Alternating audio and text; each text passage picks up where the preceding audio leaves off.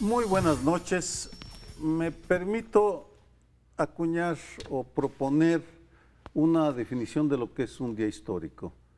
Para mí, una jornada histórica es aquella que toda una comunidad vive con intensidad y la recuerda por mucho tiempo. Es muy elemental, pero me permite abordar lo que sucedió el día de ayer.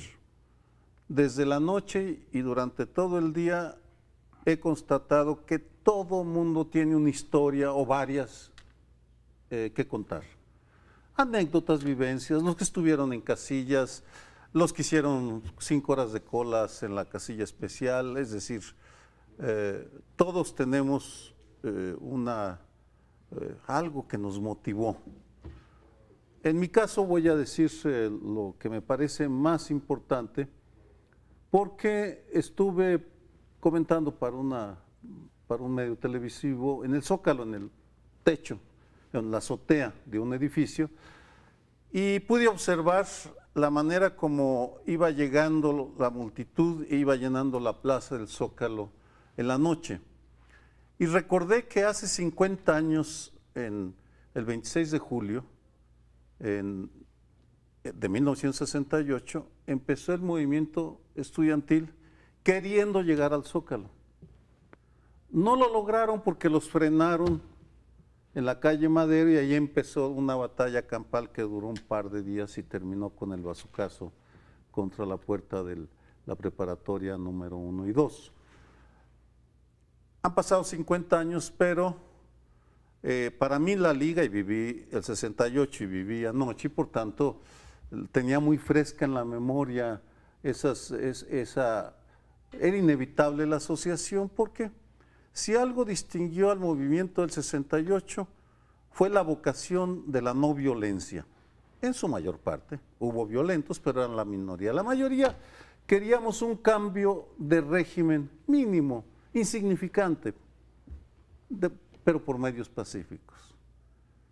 De ahí nace esa izquierda no violenta que después de 50 años y después de fraudes electorales, masacres, marginaciones, difamaciones, logra la victoria en la urna y en ese sentido sienta las bases para que por primera vez en nuestra milenaria historia intentemos modificar de raíz un régimen, las reglas de un régimen de manera pacífica. Y en ese sentido, para mí ese es el significado que tuvo el día de ayer, además de un buen número de anécdotas, pero eso es Pero yo creo que...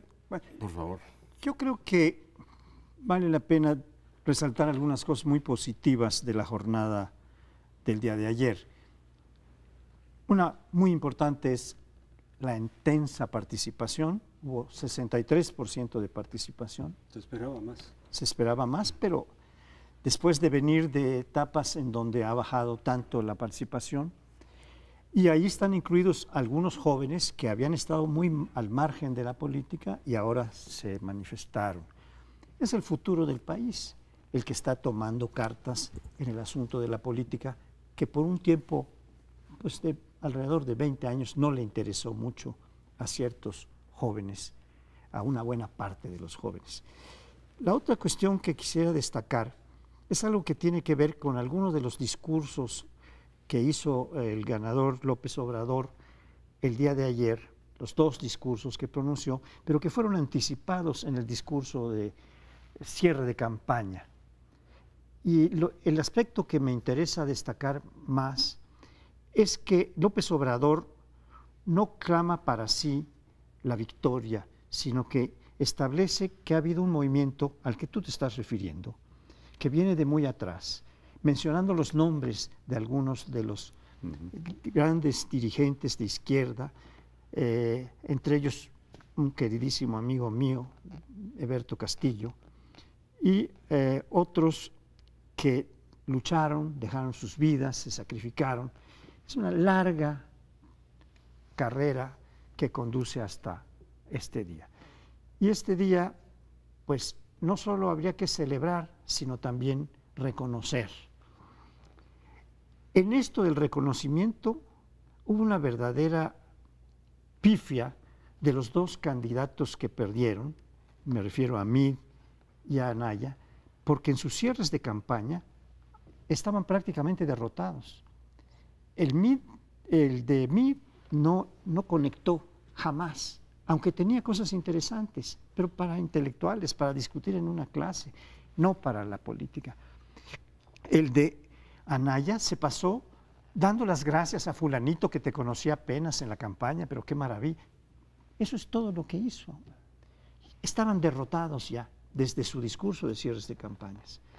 Y después tendríamos que decir que muchísimos participantes en esta campaña fueron los autores de este triunfo, de este éxito, porque fue un éxito rotundo, impulsado por millones de personas. Yo creo que fue histórica por 3 razones que me parecen fundamentales. No estoy seguro de cuál sería la narrativa, si tú acampa, etcétera. En fin, la narrativa precisa para decir cómo llegamos a este momento. Pero yo digo que en los últimos 3 años, y en esta mesa lo hemos discutido ampliamente, el Latinobarómetro decía que la gente estaba desencantada de la democracia y que la democracia no solucionaba y entonces había que pensar en otro régimen. Y lo que hizo la gente ayer fue votar ampliamente, es decir, la democracia es el camino para replantearnos el futuro y yo no puedo más que celebrar el que eso haya ocurrido, que haya ocurrido con tranquilidad. Ciertamente la participación se esperaba que llegara al 70%, el porcentaje no es histórico, pero bueno, finalmente tenemos una buena participación.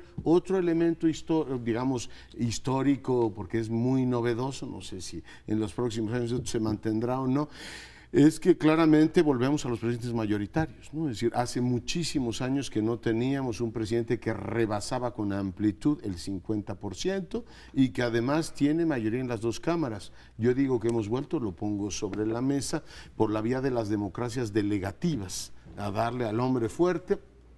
En este caso, todo el poder lo tiene el territorial, lo tiene el legislativo y un amplio e indiscutible mandato en el ejecutivo. Es el presidente más votado en la historia de México, o sea, más de 30 millones de votos, y yo creo que eso dice y dice mucho. Celebro, y este es el último apunte, que hayamos tenido una jornada impecable. El discurso de Meade y el discurso de Anaya ayer por la noche son de una categoría democrática y le ponen efectivamente al próximo presidente 2 elementos, digamos, en la subasta política importantes. Es decir, oiga, cuando usted ganó no se le regateó 1 milímetro su triunfo, lo que no había acontecido en las elecciones de los últimos años, y yo espero que con esto tengamos efectivamente ya concluido este proceso como de transición democrática y nos dediquemos a la consolidación democrática y que todos aquellos que con justicia no se sentían reflejados en las instituciones nacionales o suponían, aquí mismo lo comentamos hace 2 semanas, la mitad de los compatriotas creía que podía haber fraude electoral.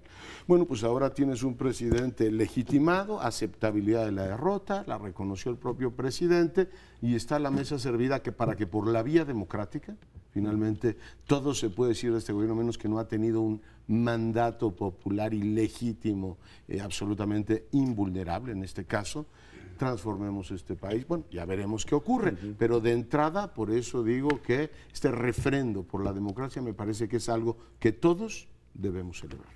Que para medir el apoyo que tiene un presidente, más que la cantidad de gente, porque siempre el padrón cada vez va creciendo porque la población va creciendo, más bien sería más confiable el porcentaje.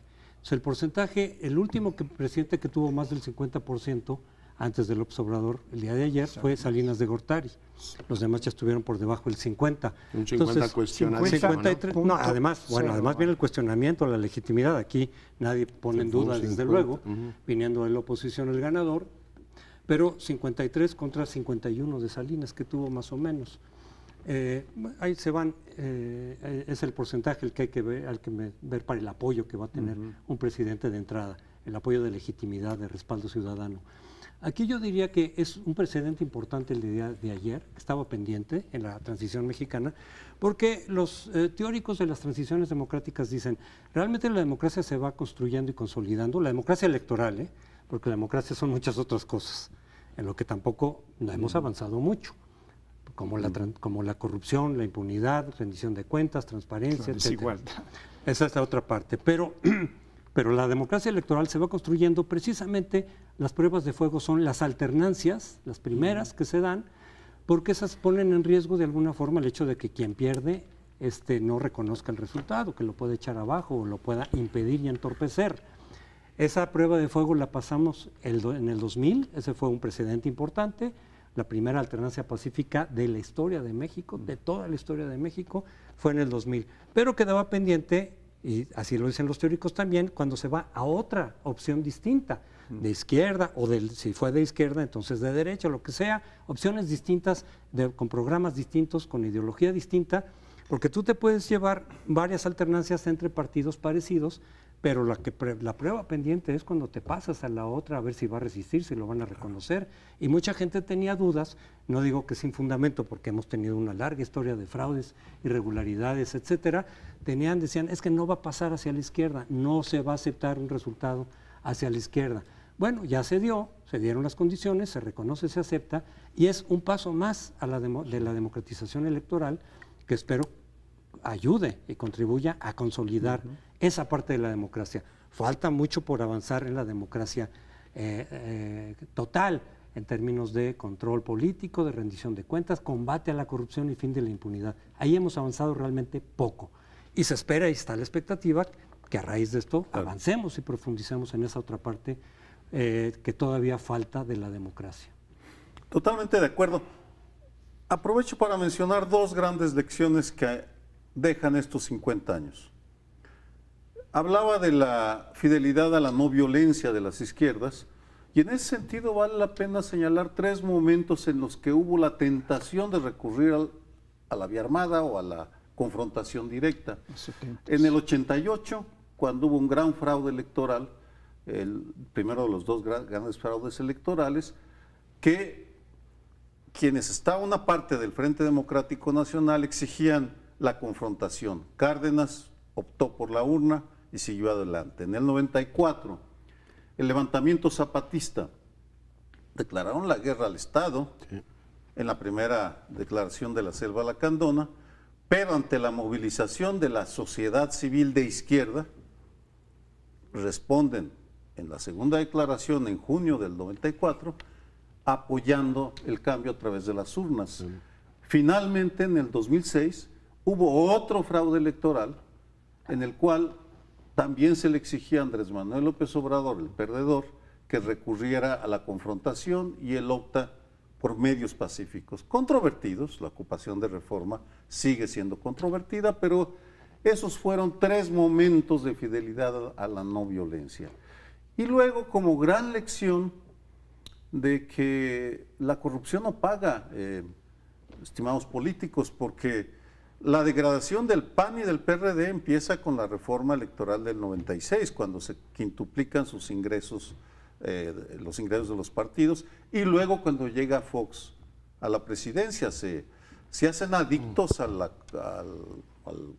moche, les gusta la buena vida, se dan privilegios, y el día de ayer pues pagaron la consecuencia esos dos partidos que alguna vez fueron de oposición y ahora están marginados. Permíteme nada más irme un poquito más atrás. Empezaste por el 88, pero veo que había que empezar en esta opción por la violencia. Por la no violencia. De la no violencia, pero en este caso fue por la violencia que tuvieron en la década de los 70s la izquierda, que fue el nacimiento del Partido de los Pobres, que llevó la guerrilla a la Sierra de Guerrero y a varias otras partes del país, el surgimiento de la Liga Comunista 23 de septiembre, que realizó muchos actos de secuestro, en fin, y que tuvo como opción solo la violencia porque ya no se podía tener otro tipo de cosas. Entonces, como estás citando el 68, yo creo que habría que también detenerse en qué pasó en los 70s, nada más para complementar estos antecedentes. Yo creo que la izquierda de todas maneras había optado ya hace muchos años por la lucha institucional y por tanto refrendo que esa lucha institucional haya acreditado en los hechos con una buena actuación del Instituto Nacional Electoral, que es una vía que rinde frutos y ahora tendrán efectivamente la posibilidad de transformar el país, las instituciones y desarrollar todo su programa político con el mandato que han tenido. Bien, pues terminamos este primer bloque. Gracias. Bueno, y en este segundo bloque les propongo que analicemos la transición. Es en México el interregno larguísimo, es eterno. Estamos hablando de la elección y lo que dejó, los discursos de posicionamiento ayer de los dos candidatos, bueno, de los tres, porque el Bronco, valdría la pena que en algún momento le echáramos un vistazo también a la votación del Bronco. No son pocos millones los que votaron por él, pero dejo al Bronco fuera y digo, los discursos de reconocimiento, el del jefe del Estado, y viene un largo periodo hasta diciembre en donde López Obrador ya será el presidente constitucional de México. Y lo que dijo el día de ayer, los dos discursos que planteaba Paoli, uno en el hotel y otro en el Zócalo, son discursos ortodoxos, discursos diciendo no me voy a salir de la norma macroeconómica, voy a tener un orden financiero, y nombró efectivamente ya personas que se van a encargar, de hecho ya tuvieron reuniones el día de hoy, Carlos Ursúa y Romo, con inversionistas. Mañana se va a dar el encuentro en Palacio Nacional entre Peña Nieto y Andrés Manuel López Obrador. Da nombramientos exactamente igual que el modelo de Vicente Fox, como con mancuernas, como lo hizo con, en fin, en su momento el equipo de transición. Es Tatiana Cloutier y la ministra Sánchez Cordero, responsables del ámbito también político interno. En el ámbito externo le encarga a Héctor Vasconcelos y a Marcelo Ebrard que atendan este asunto, un asunto candente porque a partir de ahora todas las señales externas pues ya no quedarán solamente en el ámbito del presidente Peña Nieto, sino que tendrán que ser consultadas con el ganador de las elecciones. Y en el caso que sí define una persona de una manera clara es César Yáñez. Dice, él quedará encargado de los medios de comunicación. Son señales de entrada que habrá que efectivamente analizar, y las dos piezas que presentó, dos piezas oratorias el de ayer, ¿cómo las ven? Pues fascinante porque le faltó decir, y eso no lo podía decir, cómo van a procesar las relaciones con sus aliados, porque ahí no había nadie del PT ni del PES, ni del Partido Encuentro Social, partidos que tampoco mencionó durante sus discursos. Sus discursos estaban dedicados a la izquierda histórica, vamos, desde... Solo le faltó hablar de Carlos Madrazo para... el papá de Roberto Madrazo. De Roberto Madrazo, el que creó, iba a crear el partido Patria Nueva, ¿correcto?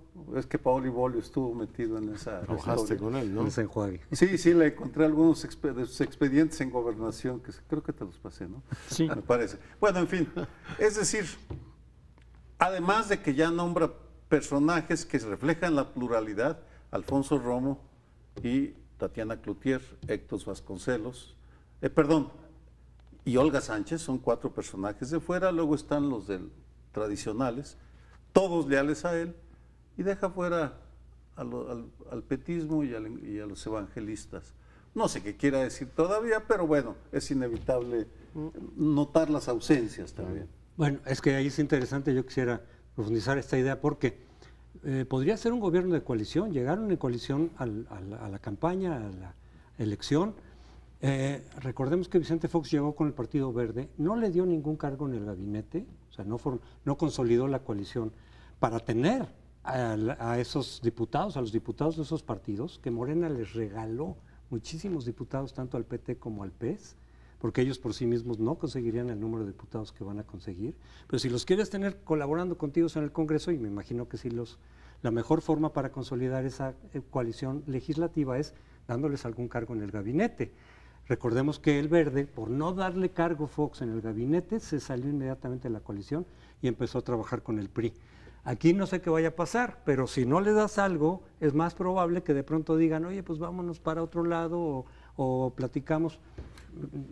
Por otra parte, quién sabe, no sé si eso vaya a ocurrir o no, pero no es un gobierno de coalición en estricto sentido, porque no va a haber, hasta donde sabemos ahorita, a alguien de esos dos partidos en el gabinete. Esa sería una brevísima reacción. Pero si da cuotas, incurre en la misma práctica que está condenando. Esa es parte de las contradicciones de ir en alianza. Sí. El otro día en el Instituto de Investigaciones Jurídicas hubo alguien en una deliberación institucional que tenemos cada mes que dijo que ya el gobierno de coalición se estaba armando porque López Obrador tenía gente del PAN, como los dos presidentes del PAN, Espino y Martínez, tenía gente que venía del PRD, de la izquierda, en fin, de todos lados. Y entonces hubo alguien, un amigo mío, que es Diego Valadez, que le dijo, nada más que debe usted considerar que una cosa es cooptación y otra cosa es coalición. La cooptación es en lo que era experto el PRI se llevaba a los líderes de la izquierda, del PAN, de todos lados. Esto es algo viejo. En cambio, el gobierno de coalición es una cosa institucional que tiene reglas, que hay que establecer los puestos en el gabinete, que tiene que ser aprobado todo el gabinete por el Congreso, etcétera. La otra es una reunión de facto por los intereses que cada quien tenga para reunirse, ¿no? Esa es una cosa. Yo lo que no veo es por qué tendría un presidente mayoritario, además con ese mandato, de que tener ni siquiera que pensar en la coalición. Va a decir, oiga, pues yo tengo el 53% y tengo un respaldo amplísimo de una bancada muy amplia. Al PS y al PT les dirá, señores, en su vida habían soñado con tener 50 y tantos legislados. Los ha hecho ricos, como en su momento Fox hizo ricos a los verdes. Yo no creo que... No tanto. No, bueno, pero les fue muy bien, tuvieron una bancada importante. Yo no creo que el patrón de darles ministerios tiene lealtad.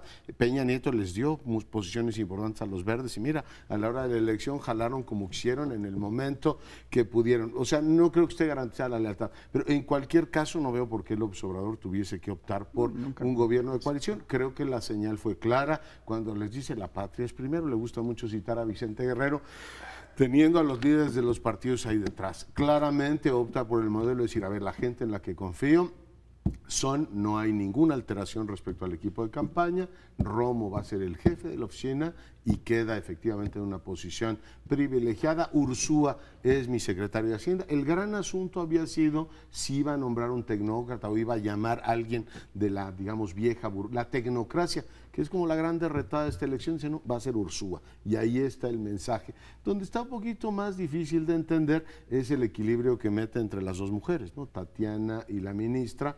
Yo no sé cómo esté ahí el equilibrio interno de poderes, pero es un mensaje interesante. Y en relaciones exteriores dice, resucita a un Marcelo Ebrard que había tenido un perfil no muy alto y dice, va él, más quien se ha encargado todos estos años, creo que ahí es leal, digamos, a lo que le ha dado. Vasconcelos dice, va entre los dos. Yo veo que va a ser un gobierno, el de López Obrador. Hay que reconocer que su discurso ya como ganador de las elecciones fue casi igual a lo que dijo en campaña. Incluso agregó que ya va a dar pensiones universales. Es casi la primera promesa presidencial, la que hizo en el Zócalo. Por tanto, no creo que se vaya a salir de ese guión, ¿no? Es decir, va a ser un presidente. Yo insisto en la idea de democracia delegativa. El soberano le dio todo el poder y lo hará efectivamente, pues efectivo. Y yo creo que entiende bastante bien esto él. Una pregunta, probablemente tú la sabes. ¿Las prerrogativas que da el INE se otorgan por los votos efectivos que obtienen en la boleta o por las curules que tienen en el Congreso? Por las curules. Por las curules. Por tanto, van a ser ricos. Van a ser infinitamente ricos los. Va a tener más el PES que el PRD. Pero no sé, porque tiene que ver con el porcentaje de votos. Entonces, es que son dos, ¿no? O sea, es que el porcentaje de votos se toma en cuenta para las curules.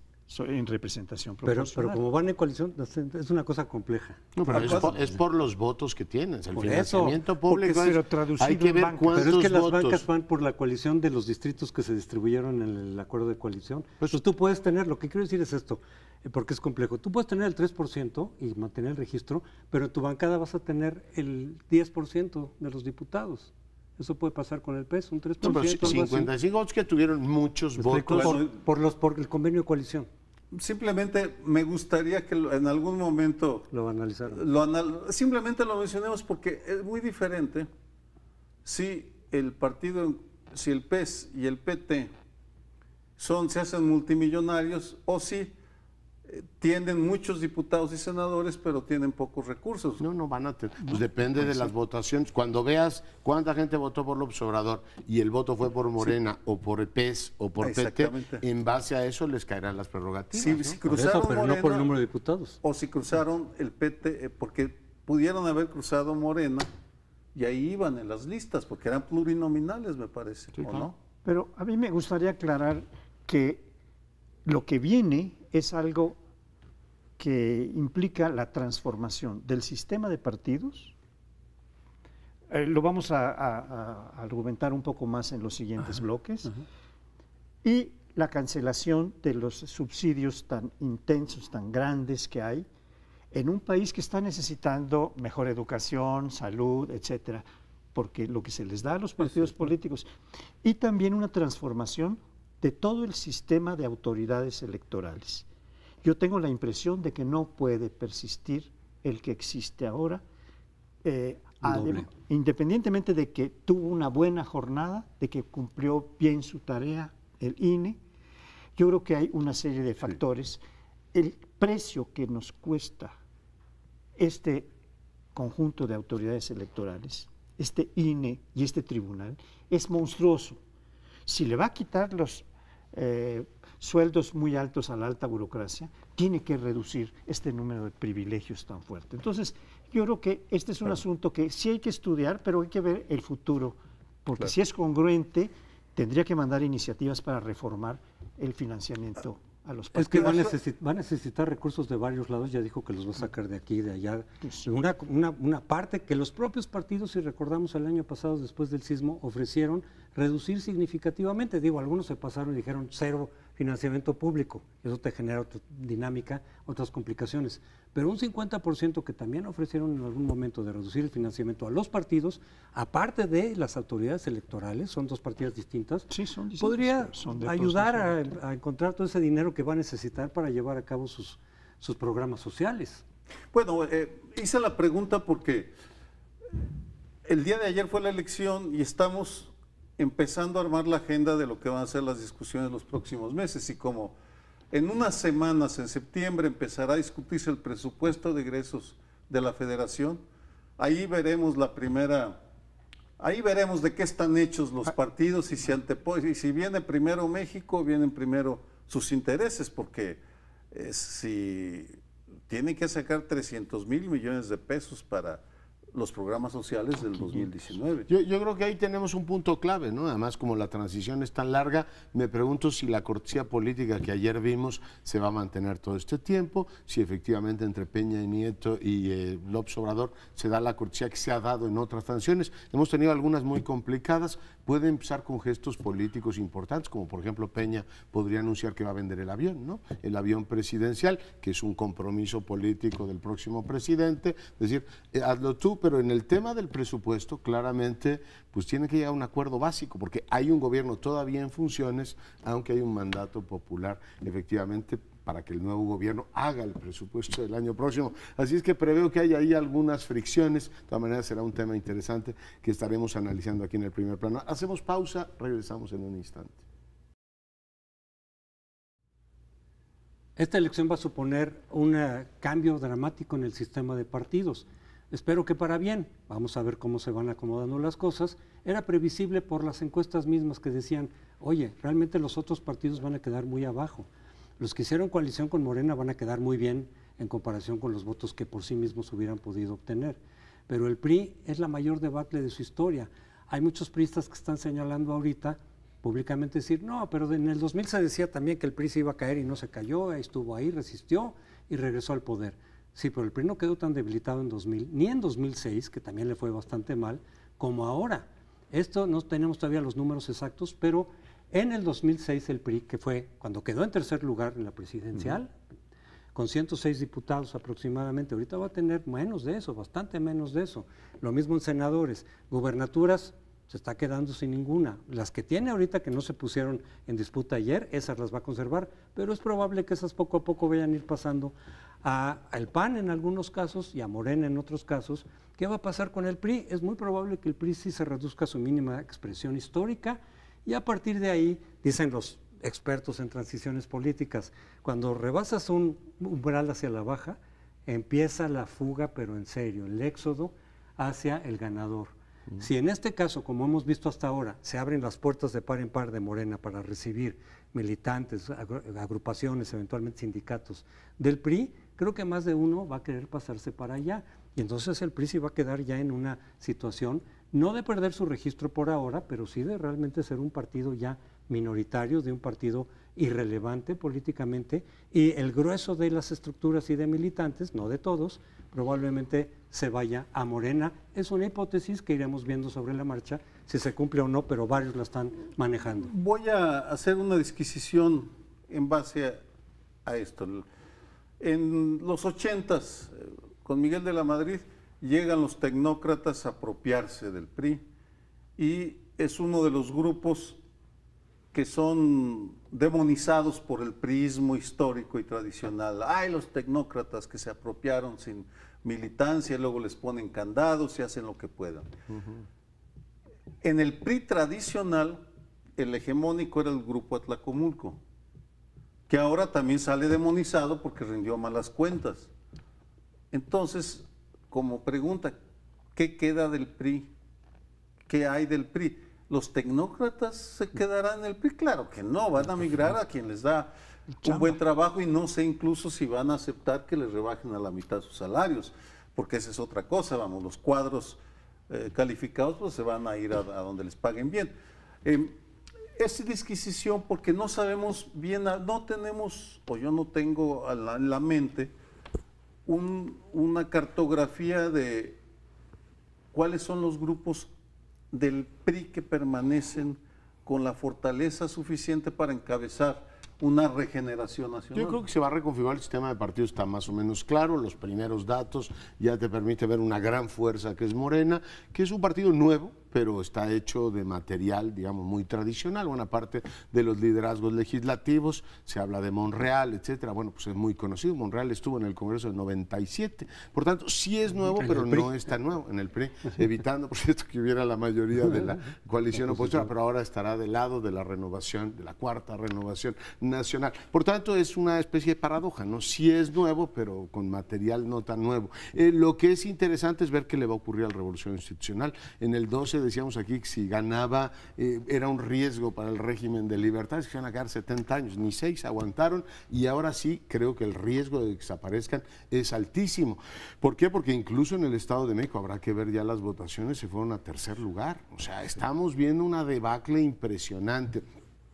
Y es un partido de gobierno, pues es un partido que se hizo específicamente para el ejercicio de gobierno y encontrarán ahora en el próximo presidente todos los elementos y él es muy atractivo y sumamente hábil para hacer esto, les dirá en la clave de la reconciliación nacional, es decir, todo es convergente, vénganos tu reino, encuentran aquí un espacio, como acaba de ocurrir en Tabasco, donde el senador priista se corrió directamente a apoyar el obradorismo y andan en Tabasco en el 70% del voto. Ahí sí, como decía Enrique González Pedrero, cuando había régimen priista, decir, pues no hay competencia electoral, ¿no? Pues si tienes el 70%, la competitividad se reduce. Pero sí creo que vienen muy malos tiempos para el revolucionario institucional y el gran asunto es qué gobernador, porque finalmente es un partido que se mueve por poder, como Peña Nieto heredó la parte, o sea, Montiel y luego Peña Nieto, la parte de un PRI desgajado del poder. Ahora no sé qué gobernador va a heredar esa parte, pero necesariamente tendría que ser uno, porque pues necesitan proteína de presupuesto para existir. Yo platicando con algunos amigos que son cercanos al PRI, me decían, el PRI puede venir en tercer lugar, pero no va a bajar del 20%, que es su voto duro, su piso, y está en el 15%.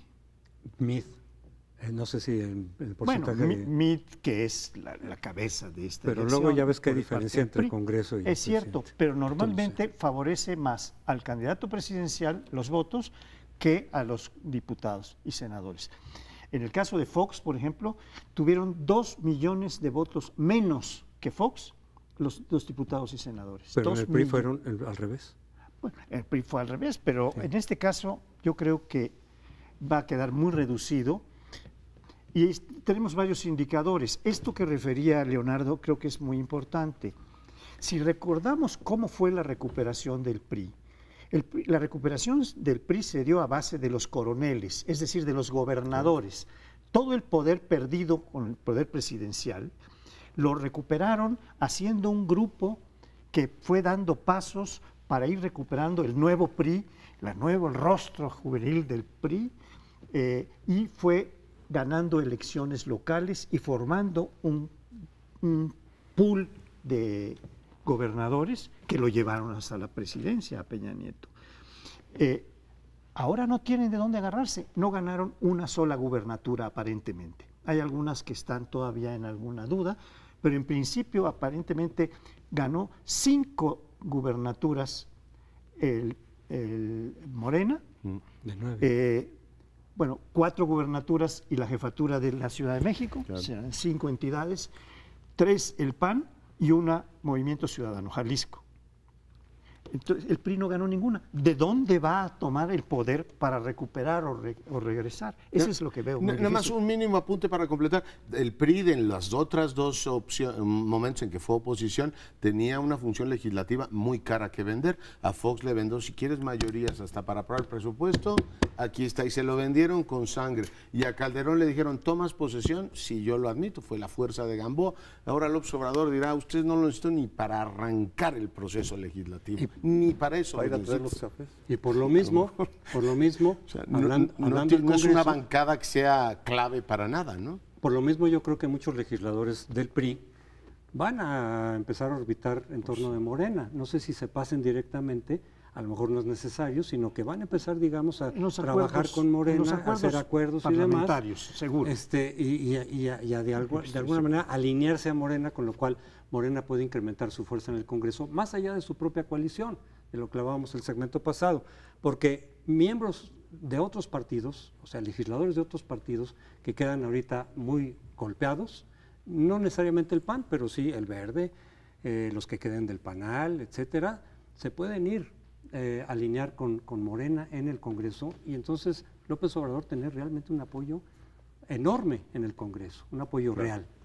2 apuntes históricos que no resisto. El primero, por allá en los años 70, si mal no recuerdo, Fidel Velázquez, o principios de los 80, declaró, llegamos con la fuerza de las armas y jamás nos sacarán por medio de los votos.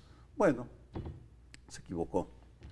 Y hablando del PRI, que en el 2005 sí se configuran 3 gobernadores, los menciono para ver cómo están. El primero, bueno, eran 3, el de Coahuila, Humberto Moreira, que ahora dedica su energía a demandar periodistas, porque vamos a andar demandando a todo el que se deja, o a todo el que se le ocurre. Luego, Enrique Peña Nieto, que ya sabemos el desenlace, que vamos a ver qué vaya a hacer de su vida, y Osorio Chong, peleados entre sí. En otras palabras, si eso es un indicador de lo que fue esa coalición, podemos concluir que es una coalición que terminó fracasada. E insisto, yo no veo en el horizonte los liderazgos jóvenes o viejos que tengan la capacidad para conjuntar lo que les quede. Me parece que vamos a ver, así como pronósticos, si se valen el día de hoy, es pues a buscar el acomodo, las hipótesis de que pasado cierto momento, pues lo que queda de los partidos busca reacomodarse, porque además, asumámoslo, no saben hacer otra cosa. Que como decía Paoli, no sería coalición, sino cooptación. Exactamente, sí, muy buena distinción. ¿no? Digo, bueno, yo creo que hay mil maneras.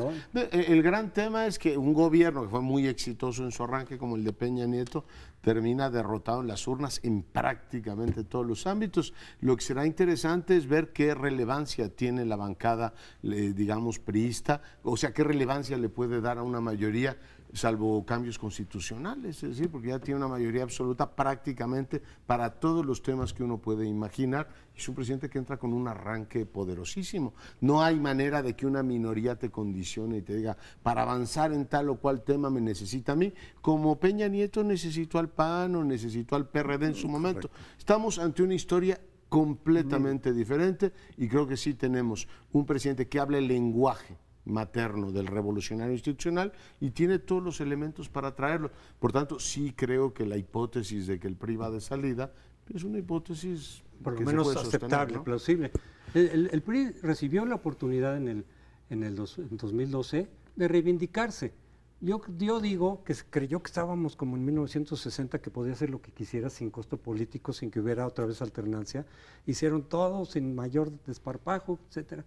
Y va a perder no solo el gobierno, sino va a perder el poder y a lo mejor el partido, que se va a perder por sí mismo.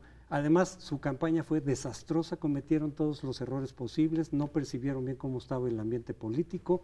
Eso ayudó y contribuyó a que López Obrador no solo ganara, sino que incrementara su ventaja de manera importante. Uno de sus aliados perdió el registro, el PANAL. Ajá, y el PANAL pierde el registro. Bueno, yo creo que el PRI cometió muchísimos errores durante todo el sexenio y en esta campaña, y ahora lo va a pagar. Vamos al siguiente segmento. La debacle del PAN es algo que propongo que comentemos. Y se tienen indicadores de que esta debacle no es del día de la jornada electoral, viene de muy atrás. De hecho, la división que se hizo en el PAN con la salida de Margarita, que le quitó mucha fuerza al candidato del Frente que encabezaba el PAN, Ricardo Anaya, es un primer momento de división y de confrontación.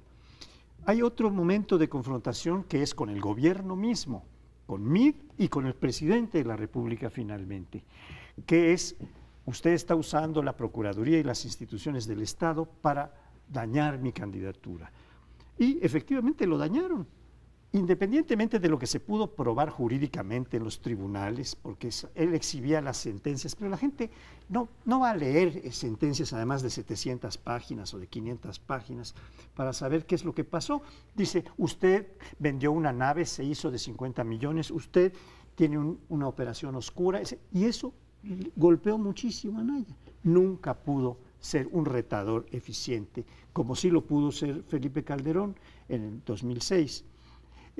Anaya nunca lo consiguió porque fue bajado a golpes estatales, ciertamente, lo cual dijo hasta en su reconocimiento al triunfo de López Obrador, dijo, pero independientemente de eso, sí me dañaron mi candidatura usando las instituciones del Estado, espero que eso no vuelva a ocurrir, eso no tiene nada que ver con el triunfo del señor, que es impoluto, pero a mí me dañaron de esta manera.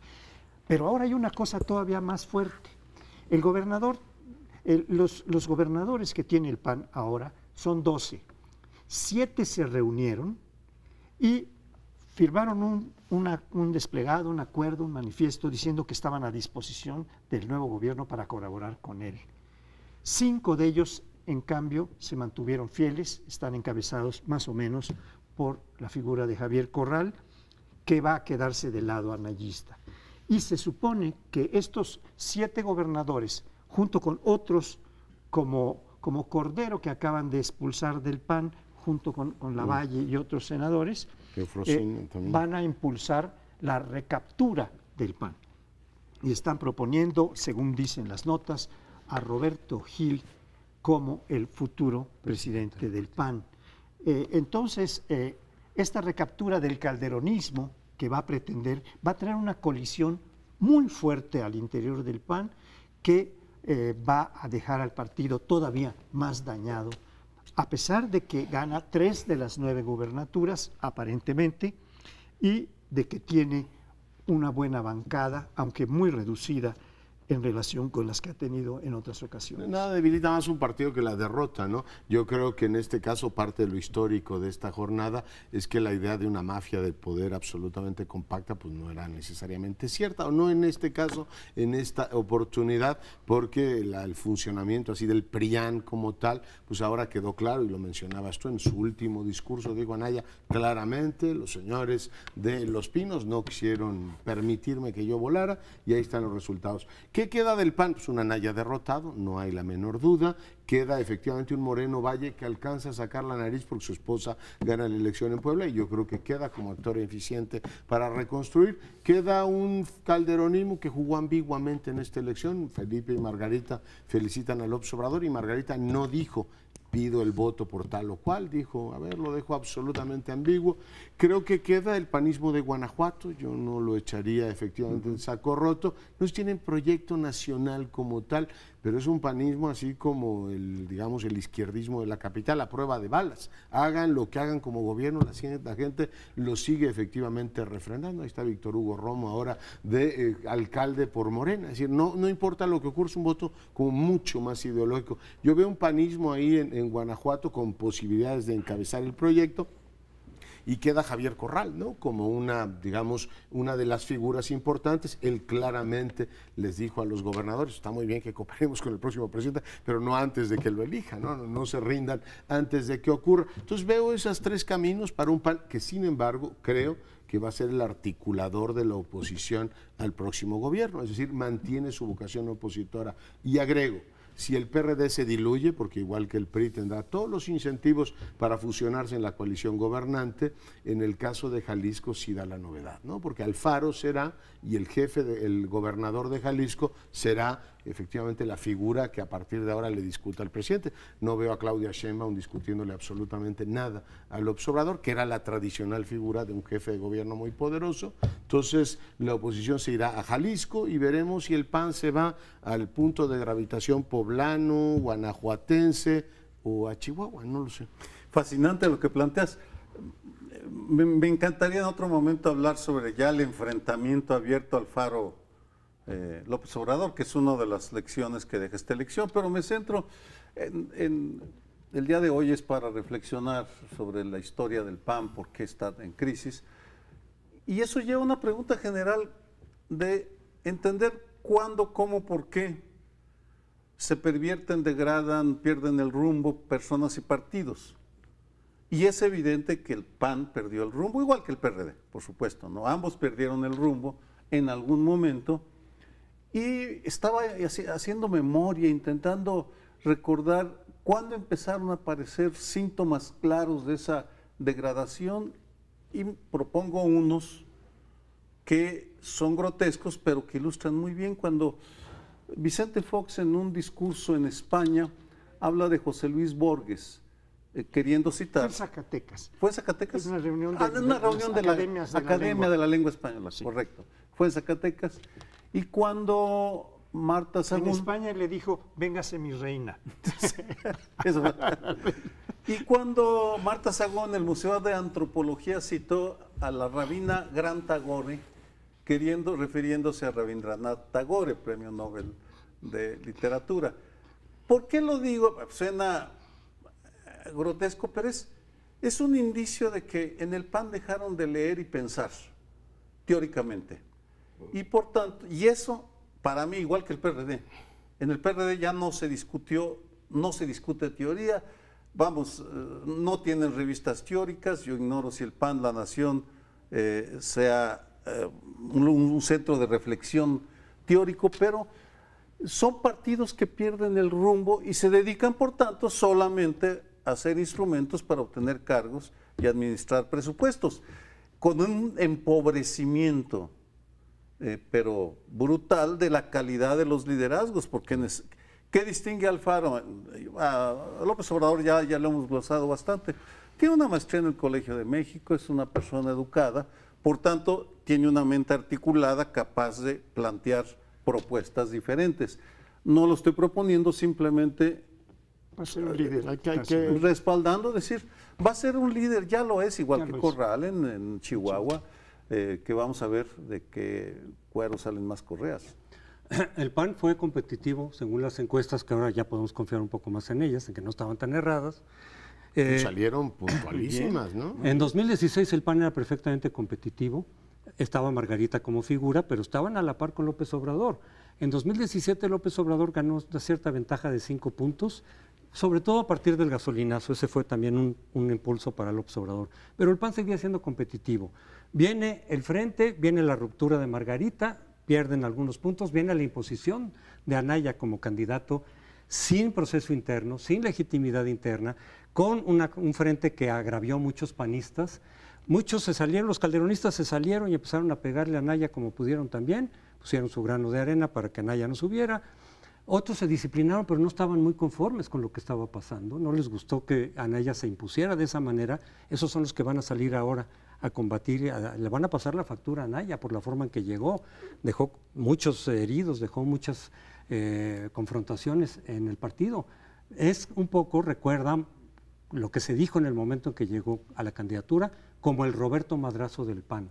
Usó la presidencia del partido para imponer su candidatura, generando rupturas, generando fracturas, cae muy abajo en la elección y ahora le van a cobrar la factura. Pero también cuenta el hecho de que Anaya se peleó con el PRI y el gobierno, aquí lo dijimos varias veces, a raíz de la elección del Estado de México y Coahuila.